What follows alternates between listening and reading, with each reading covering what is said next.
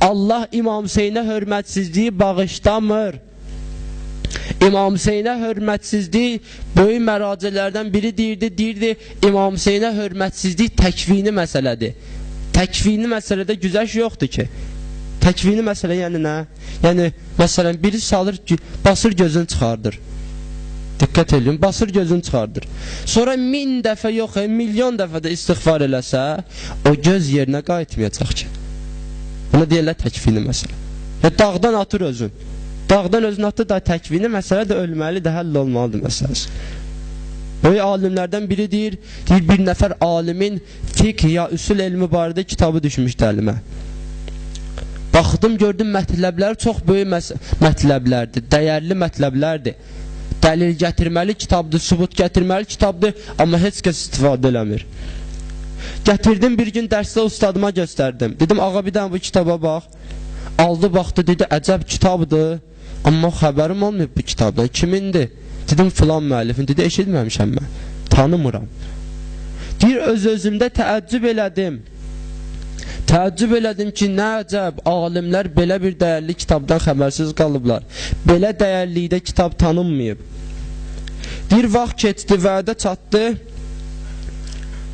Bir gün həmin alimin başqa kitabı düşdü əlimə.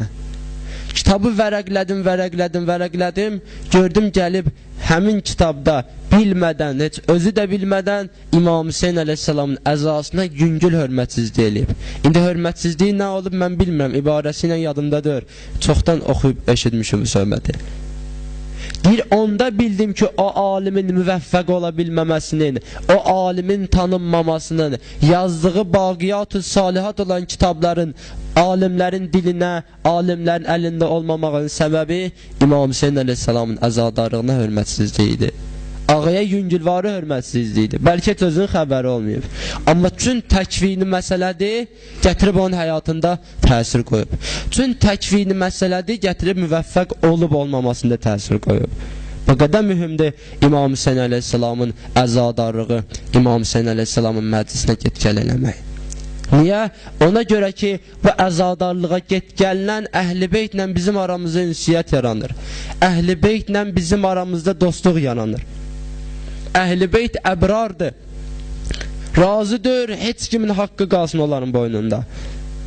O ki, məhşur hədisdir, möminlər eşidiblər İmam Rıza əleyhissalamdan. Buyurur, kim mənim haqqımı tanıyan halda ziyarət eləsə, 7 dənə çətin yerdə onun dadına yetişərəm.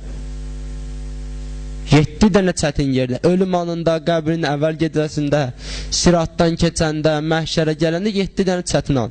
Bu bilirsiniz nə deməkdir? Yəni sən mənə bir dənə yaxşılıq eləyirsən, mən qoymaram haqqın qalsın mənim boynumda. Sən ki mənim ziyarətimə gəlmirsən, hörmət eləmirsən, mən qoymaram haqqın qalsın mənim boynumda. Sən bir dənə hörmət eləyirsən, öz adıma görə mən Əhl-i Beytəm 7 dənə eləyirəm. İmam Hüseynin Əhl-i Beytin məclislərinə, əzadarlığına get-gəl eləmək Əhl-i Beytlə bizim aramızda ünsiyyət yaradır. Əhl-i Beytlə bizim aramızda ünsiyyət yaradır. Onlarla kim dost olsa, Əhl-i Beyt dostluğunda sabitdir. Əhl-i Beyt dostluğunda axıra qədərdir.